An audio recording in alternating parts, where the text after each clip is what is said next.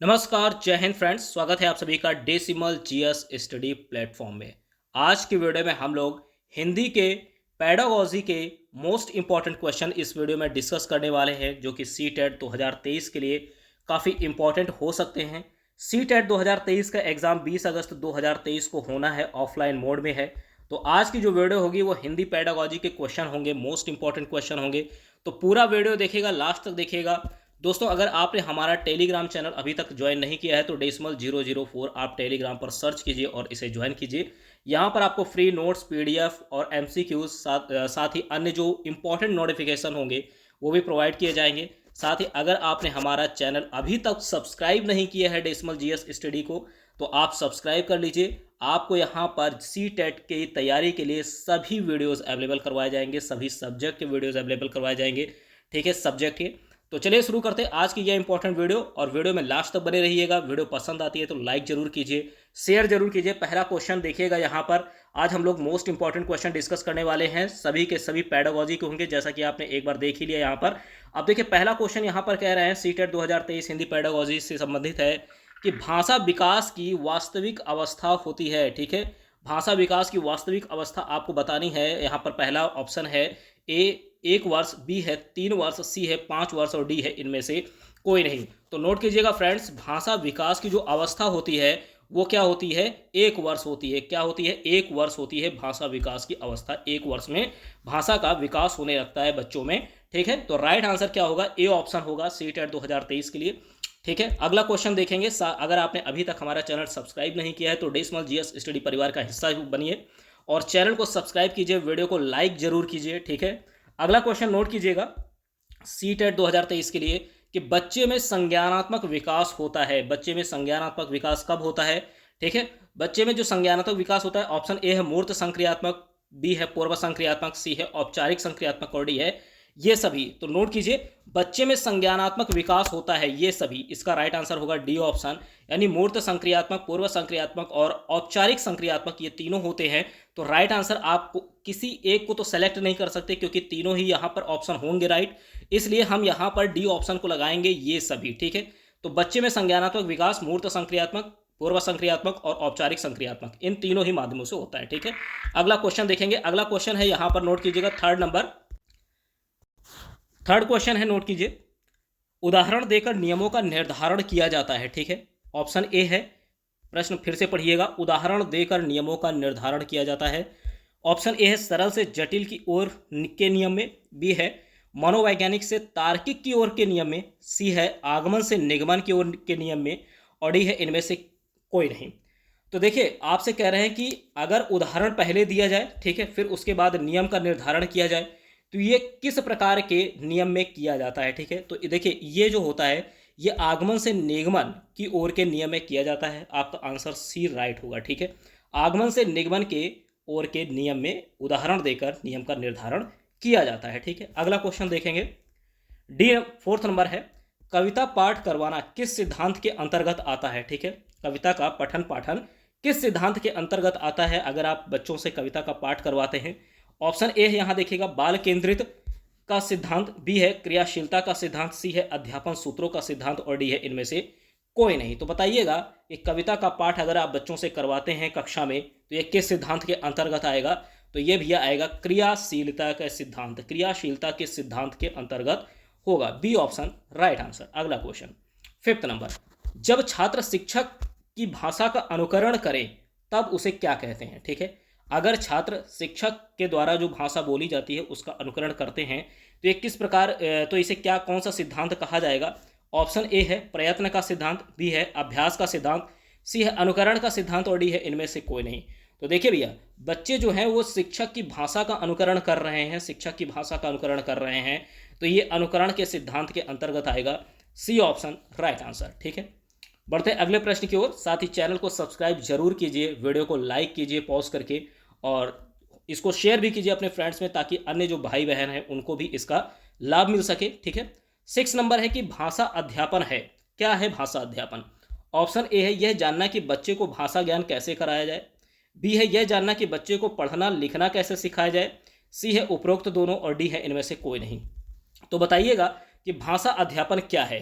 तो नोट कीजिए, देखिए भाषा अध्यापन जो है, भाषा अध्यापन, ये इससे क्या होता है कि यह जानना है कि बच्चे को भाषा का ज्ञान कैसे कराया जाए, साथ ही बच्चे को पढ़ना और लिखना कैसे सिखाया जाए। ठीक है, तो पढ़ना लिखना अगर सिखाना है तो ये भी भाषा अध्यापन के अंतर्गत आता है। बच्चे को भाषा का ज्ञान कराना है तो भी ये भाषा अध्यापन के अंतर्गत आता है। ठीक है, तो यहाँ पर दोनों ही ऑप्शन सही हैं, ए और बी दोनों सही हैं।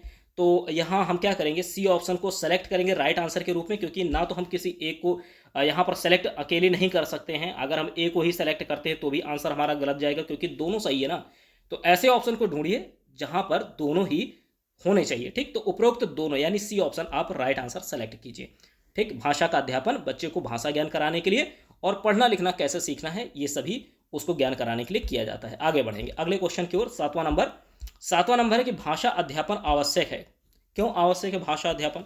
ऑप्शन ए है कि बच्चों की क्रियाशीलता को बढ़ाने के लिए या बढ़ावा देने के लिए। बी है सृजनात्मकता का विकास करने के लिए।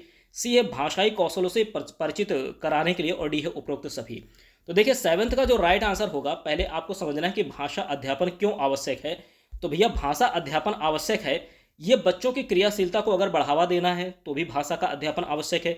सृजनात्मकता का विकास करना है, डेवलपमेंट करना है, तो भी भाषाई कौशलों से परिचित कराना है तो भी भाषा अध्यापन आवश्यक हो जाता है। तो आप देख रहे हैं कि ये तीनों ही पॉइंट यहाँ पर सही है। तो इस हिसाब से आपका राइट आंसर क्या बनेगा? डी ऑप्शन होगा। ठीक है, यानी उपरोक्त सभी भाषा अध्यापन के लिए आवश्यक हैं। ठीक है, कौन कौन से? बच्चों की क्रियाशीलता को बढ़ावा देने, कल्पनाशीलता को बढ़ावा देने। ठीक है, यहाँ पर माफ़ कीजिएगा, मैंने क्रियाशीलता बोल दिया है। ठीक है, जबकि वो कल्पनाशीलता है। ठीक है, कल्पनाशीलता है, वो क्रियाशीलता मैं बोल गया हूँ, उसके लिए माफ़ी चाहूँगा। तो कल्पनाशीलता को बढ़ावा देने के लिए, सृजनात्मकता का विकास करने के लिए और भाषाई कौशलों से परिचित कराने के लिए। ठीक है, तो राइट आंसर डी ऑप्शन। अगला क्वेश्चन देखते हैं। एट्थ नंबर क्वेश्चन है, नोट कीजिए कि ध्वनियों के विभेदीकरण में सहायक है। ध्वनियों के विभेदीकरण में क्या सहायक है? ठीक है, हिंदी पेडागोजी से सभी क्वेश्चन यहाँ पर लिए गए हैं। तो इसके विभेदन में देखिए ऑप्शन ए कह रहा कि वाद विवाद करना, बी है श्रवण कौशल, सी है भाषण और डी है वाचन कौशल। तो बताइए ध्वनियों के विभेदीकरण में क्या सहायक है? राइट आंसर होगा, नोट कीजिए, बी ऑप्शन। ठीक है, श्रवण कौशल। ध्वनियों के विभेदीकरण में ध्वनि का विभेद कैसे कर सकते हैं? श्रवण कौशल के माध्यम से। ठीक है, श्रवण कौशल। अगला क्वेश्चन 9th नंबर, भाषा के प्राथमिक कौशल हैं। भाषा के प्राथमिक कौशल किसे कहा जाता है या कौन माने जाते हैं? ऑप्शन ए है श्रवण और वाचन, बी है वाचन और लेखन, सी है श्रवण और लेखन और डी है श्रवण और पठन। तो देखिए भैया श्रवण और यहाँ पर राइट आंसर होगा भाषा के प्राथमिक कौशल में कौन आता है? तो भाषा के प्राथमिक कौशल में श्रवण होता है और साथ ही वाचन होता है। तो जिस ऑप्शन में श्रवण और वाचन दोनों हैं वो आपका राइट आंसर होगा। तो देखिए ए ऑप्शन इस हिसाब से सही होगा, ए ऑप्शन, क्योंकि बाकी में वाचन और लेखन हो नहीं सकता, श्रवण और लेखन नहीं होगा क्योंकि श्रवण के साथ वाचन होता है। यहाँ पर पठन दिया गया है तो ये भी गलत हो जाएगा। ठीक है, तो राइट आंसर क्या होगा? राइट आंसर आपका श्रवण और वाचन होगा। क्या होगा? श्रवण और वाचन, यानी ए ऑप्शन राइट आंसर होगा इसका। ठीक है, बढ़ते अगले प्रश्न की ओर। 10वां नंबर, बालक भाषा प्रवाह को कुशल बनाते हैं। किस प्रकार से बालक भाषा प्रवाह को कुशल बनाते हैं? तो देखिए अगर भाषा प्रवाह को कुशल बनाना है तो यहाँ पर आपको ऑप्शन दे रहे हैं कि श्रवण से या वाचन से, सी है पठन से या इनमें से कोई नहीं। तो अगर भाषा प्रवाह को कुशल बनाना है, ठीक है, बालकों में, तो ये किस माध्यम से हो सकता है? तो ये वाचन से। जब तक वो बोलेंगे नहीं, ठीक है, जब तक वो बातचीत नहीं करेंगे तब तक भाषा प्रवाह को कुशल नहीं बनाया जा सकता है। तो इस लिहाज से यहाँ पर राइट आंसर बी ऑप्शन होगा। 10th का राइट आंसर बी ऑप्शन। बढ़ेंगे अगले प्रश्न की ओर। साथ ही अगर आपने चैनल को अभी तक सब्सक्राइब नहीं किया तो प्लीज़ सब्सक्राइब कीजिए, वीडियो को लाइक कीजिए, शेयर कीजिए। ठीक है, और हमारे टेलीग्राम चैनल से तो जरूर से जुड़िए। ठीक है, टेलीग्राम चैनल का जो लिंक है वो आपको डिस्क्रिप्शन में मिल जाएगा। साथ ही आप अगर टेलीग्राम पर जो है सर्च करके ज्वाइन करना चाहें तो डेसिमल 004, ठीक, 00004 आप सर्च कीजिए और हमारे टेलीग्राम चैनल से जुड़िए। वहाँ पर आपको फ्री नोट्स, साथ ही इस वीडियो का जो PDF होगा वहाँ पर आपको अवेलेबल करवाया जाएगा। ठीक है, देखिए यहाँ पर 11वां नंबर क्वेश्चन है कि दैनिक कार्यों में मनुष्य किन दो कौशलों का सर्वाधिक प्रयोग करता है? ठीक है, बहुत ही शानदार क्वेश्चन है कि दैनिक कार्यों में मनुष्य किन दो कौशलों का सर्वाधिक प्रयोग करता है। ऑप्शन ए है श्रवण और वाचन कौशल, बी है लेखन एवं भाषा कौशल, सी है वाचन एवं लेखन कौशल और डी है इनमें से कोई नहीं। तो दैनिक कार्य करने हैं तो मनुष्य को किन दो कौशलों का सर्वाधिक प्रयोग करना होता है? तो नोट कीजिएगा 11th का राइट आंसर होगा श्रवण एवं वाचन कौशल। तो देखिए श्रवण एवं वाचन कौशल, अभी आपने देखिए भाषा के यहाँ पर एक प्रश्न ये देखा था कि भाषा के जो प्राथमिक कौशल है ना, भाषा के जो प्राथमिक कौशल हैं श्रवण और वाचन, यही दैनिक कार्य में भी मनुष्य सर्वाधिक प्रयोग करता है। इन्हीं दोनों को दैनिक कार्य में भी मनुष्य सर्वाधिक प्रयोग करता है, इन्हीं दोनों का। तो यहाँ पर जो श्रवण एवं वाचन कौशल है, यही आपका राइट आंसर होगा, ए ऑप्शन। यहाँ पर बी ऑप्शन लेखन एवं भाषा कौशल दिया है, गलत होगा। वाचन एवं लेखन कौशल भी गलत होगा। तो ए ऑप्शन आपका राइट आंसर है। याद रखिएगा, दैनिक कार्य में मनुष्य श्रवण और वाचन कौशल का प्रयोग सर्वाधिक करता है। आगे बढ़ेंगे, अगला क्वेश्चन 12 नंबर। श्रवण और वाचन का मुख्य उद्देश्य क्या है? देखिए, सभी क्वेश्चन शानदार हैं, ठीक है। वीडियो को लाइक कीजिए, चैनल को सब्सक्राइब कीजिए इसी तरीके के वीडियोस के लिए, ठीक है। हमारे चैनल पर आपको सभी सब्जेक्ट के वीडियोस अवेलेबल हैं। एक बार आप CTET 2023 प्लेलिस्ट को जरूर वॉच कीजिए, ठीक है। यहाँ से आपके CTET में काफ़ी नंबर जो है इंक्रीज होंगे, ठीक।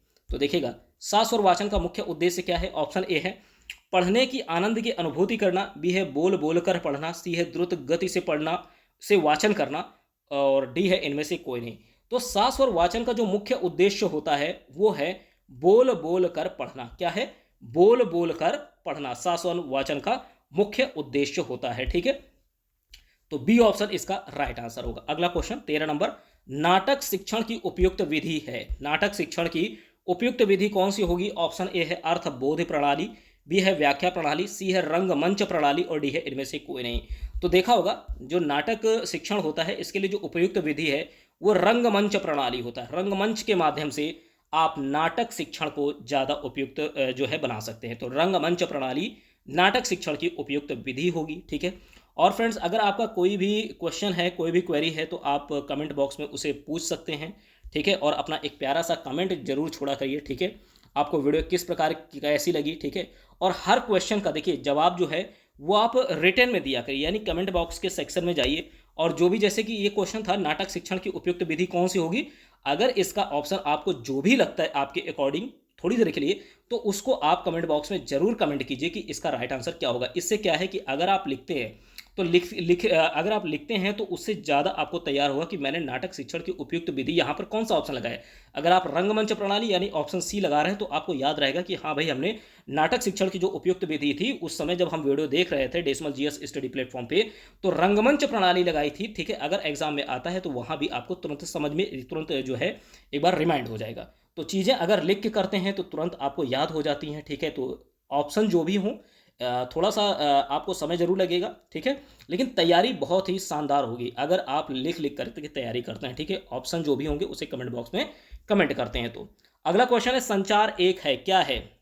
और वीडियो को पूरा देखिएगा, लास्ट तक देखिएगा, ठीक है। संचार क्या है? एक बेहद जटिल अंतःक्रिया है, यहाँ पर क्रिया लिख गया है, ठीक है, अंतःक्रिया है। बी है आर्थिक क्रिया है, सी है राजनीतिक क्रिया है, और डी है इनमें से कोई नहीं। तो नोट कीजिएगा, इसके 14 नंबर का राइट आंसर क्या होगा? बेहद ही जटिल क्रिया है। क्या होगा राइट आंसर इसका?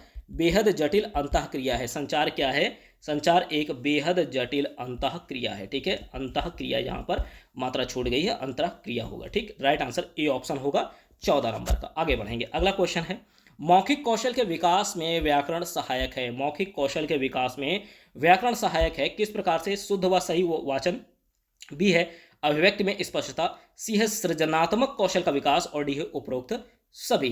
तो मौखिक कौशल के विकास में व्याकरण सहायक है, तो ध्यान दीजिएगा, इसमें राइट आंसर आपका डी ऑप्शन जाएगा, उपरोक्त सभी, यानी शुद्ध व सही वाचन के लिए, अभिव्यक्ति में स्पष्टता के लिए, सृजनात्मक कौशल का विकास करने के लिए, ठीक। तो इन सभी में व्याकरण सहायक है। तो राइट आंसर 15 का क्या होगा? हम किसी एक ऑप्शन को नहीं लगा सकते ए बी सी में, हम, क्योंकि तीनों ही सही हैं, तो इस हिसाब से आपको आंसर ऐसा सेलेक्ट करना होगा जहां पर तीनों ही समा जाए, ठीक है। तो डी ऑप्शन होगा उपरोक्त सभी। राइट आंसर ऑप्शन डी होगा, ठीक है। मौखिक कौशल के विकास में कौन से व्याकरण सहायक होंगे? शुद्ध व सही वाचन के लिए, अभिव्यक्ति में स्पष्टता के लिए, और सृजनात्मक कौशल के विकास के लिए। अगला क्वेश्चन 60 नंबर, वेरी इंपॉर्टेंट, आप इसको अपने नोट्स में जरूर नोट कीजिएगा, ठीक है। इस तरीके के क्वेश्चन काफ़ी रिपीट होते, और ये क्वेश्चन आ चुका है, ठीक है, PYQ में आ चुका है, हिंदी पैडागोजी में क्वेश्चन पूछा जा चुका है, ठीक है। निम्न में से संचार शब्द लैटिन भाषा के किस शब्द से बना है? ये जो संचार शब्द है ना, ये लैटिन भाषा के किस शब्द से बना है? अब यहाँ पर एक आपका क्वेश्चन और भी तैयार होता है कि संचार शब्द लैटिन भाषा के किस शब्द से बना है। तो सबसे पहले आप इसका जो है आंसर करिए, फिर इसके बाद मैं आपको बताता हूं कि एक क्वेश्चन कौन सा बना है। तो ऑप्शन दे रहे हैं स्पीकिंग, बी है कोमा, सी है कम्युनिकेशन, और डी है कम्युनिस्ट, ठीक है। हाँ, कॉनिस, ठीक है। तो देखिए यहाँ पर जो राइट आंसर होगा 16 का डी होगा, ठीक है, कॉनिज, कॉनिज। तो यहाँ पर देखिएगा इसका कम्युनिज होगा डबल एन के प्लेस पर। फ्रेंड्स यहाँ पर आप डबल एन के प्लेस पर ये जो CONN है इसको डबल M कर लेना, ठीक है, डबल एन, कम्युनिज, COMMUNIS। तो ये कम्युनिस्ट से बना है, इसको हटा देते हैं, ठीक है, कम्युनिस्ट से बना है। अच्छा, ये जो कम्युनिस्ट है ये किससे बना है? ये लैटिन भाषा से बना है। लैटिन भी आपको याद रखना है फ्रेंड्स, ठीक है, लैटिन भी आपको याद रखना है कि कम्युनिस्ट किस भाषा से बना है, लैटिन से बना है, ठीक है। तो याद रखिएगा, संचार शब्द लैटिन भाषा के कम्युनिस्ट से बना है और लैटिन भी आपको याद रखना है, ठीक है। आगे अगला क्वेश्चन, तो यहाँ पर डबल M कर लेना एन के प्लेस पर, ठीक है। भाषाई अयोग्यता के अंतर्गत है, क्या है? ऑप्शन ए है मौखिक अभिव्यक्ति, सी है लिखित अभिव्यक्ति, डी है सांकेतिक अभिव्यक्ति और सी है सांकेतिक अभिव्यक्ति और डी है उपरोक्त सभी, ठीक है, ठीक है। तो देखिए भाषाई योग्यता के अंतर्गत मौखिक अभिव्यक्ति भी होती है, कौन कौन सी? नोट कीजिएगा, मौखिक अभिव्यक्ति भी होती है, लिखित अभिव्यक्ति भी होती है और साथ ही सांकेतिक अभिव्यक्ति भी होती है। तो मौखिक भी होना चाहिए, लिखित भी होना चाहिए और सांकेतिक भी होना चाहिए भाषा योग्यता में के अंतर्गत। तो राइट आंसर आपका क्या बनेगा? डी ऑप्शन बनेगा, मौखिक अभिव्यक्ति भी होगा, लिखित भी होगा और सांकेतिक भी होगा, ठीक है। तो राइट आंसर आप इसका जो है डी लगाएंगे, डी, ठीक। अगला क्वेश्चन 18 नंबर है कि भाषा अर्जन में विद्यार्थी नहीं करता, क्या नहीं करता? व्याकरण के नियमों का निर्धारण, बी है अभ्यास, सी है शब्दों की पुनरावृत्ति और डी है अनुकरण। तो बताइएगा भाषा अर्जन में विद्यार्थी क्या नहीं करता है? तो विद्यार्थी व्याकरण के नियमों का निर्धारण नहीं करता है, ठीक है, विद्यार्थी व्याकरण के नियमों का निर्धारण नहीं करता है। जो नहीं करता आपको वही बताना था, यानी अभ्यास तो करता है, शब्दों की पुनरावृत्ति करता है, अनुकरण करता है, लेकिन व्याकरण के नियमों का निर्धारण विद्यार्थी नहीं करता है। ए ऑप्शन 18वें का राइट आंसर होगा। अगला question 19 number, very important question है कि मूर्त वस्तु से जोड़कर बच्चों को जानकारी दी जाती है, किस सिद्धांत के अंतर्गत मूर्त वस्तु से जोड़कर बच्चों को जानकारी दी जाती है? ऑप्शन ए है अभ्यास का सिद्धांत, बी है अनुबंधन का सिद्धांत, सी है क्रियाशीलता का सिद्धांत और डी है इनमें से कोई नहीं। तो देखिएगा फ्रेंड्स, यहाँ पर मूर्त वस्तु से अगर जोड़कर बच्चों को आप किसी प्रकार की जानकारी दे रहे हैं तो ये होगा अनुबंधन के सिद्धांत के अंतर्गत। किस सिद्धांत के अंतर्गत होगा? तो अनुबंधन के सिद्धांत के अंतर्गत होगा। बी ऑप्शन राइट आंसर होगा, ठीक है, बी ऑप्शन राइट आंसर होगा 19 का। अगला क्वेश्चन 20 नंबर पे आ चुके हैं। देखिएगा 20 नंबर क्वेश्चन है कि विद्यार्थी की भाषा पर उसके सामाजिक परिवेश का प्रभाव पड़ता है, यह सिद्धांत है किसका? अनुकरण का, अनुबंधन का, साहचर्य का या इनमें से कोई नहीं। तो विद्यार्थी की भाषा पर उसके सामाजिक परिवेश का प्रभाव पड़ता है, बिल्कुल सही है, ठीक है। जैसा समाज का परिवेश होगा उसी प्रकार से विद्यार्थी की भाषा भी होगी। तो आपको यही बताना है कि यह सिद्धांत किस प्रकार का है। तो देखिए इसका राइट आंसर होगा, ठीक है, 20 का ए ऑप्शन, अनुबंधन का सिद्धांत। अभी आपने पीछे पढ़ा ना, ठीक है, बस वही, सॉरी, अनुकरण का होगा, अनुकरण का सिद्धांत। तो विद्यार्थी की भाषा पर उसके सामाजिक परिवेश का प्रभाव पड़ता है, यह सिद्धांत अनुकरण का सिद्धांत होगा। ए ऑप्शन राइट आंसर होगा, ठीक है, ए ऑप्शन इसका राइट आंसर होगा। तो फ्रेंड्स आपने ये जो 20 क्वेश्चन यहाँ पर किए हैं, ठीक है, ज़्यादा लंबी वीडियो नहीं करेंगे, ठीक है, इतने ही तक ही हम लोग रखेंगे। अगला जो प्रैक्टिस सेट होगा फिर लेकर के मैं आपके लिए सामने हाजिर होऊंगा, ठीक है, आप लोगों के लिए। तो इन 20 क्वेश्चन में कितने आपके सही हुए आप लोग कमेंट बॉक्स में जरूर कमेंट कीजिएगा। और अगर आप फिर से वीडियो देखते हैं तो हर क्वेश्चन का जो आंसर हो उसे कमेंट बॉक्स में जरूर कमेंट किया कीजिए, क्योंकि लिखने से चीज़ें याद होती हैं, ठीक है। तो फ्रेंड्स अगर आपको ये वीडियो पसंद आती है तो प्लीज़ लाइक कीजिए, शेयर कीजिए और साथ ही अगर आप हमारे चैनल पर पहली बार है तो चैनल को सब्सक्राइब जरूर कीजिए, ठीक है। और अभी तक अगर सब्सक्राइब नहीं किया है तो भी कीजिए, मान लीजिए आप फिर देख रहे हैं सब्सक्राइब नहीं हुआ है, ठीक है, तो सब्सक्राइब जरूर कीजिए। मिलते हैं आपसे नेक्स्ट वीडियो, थैंक यू।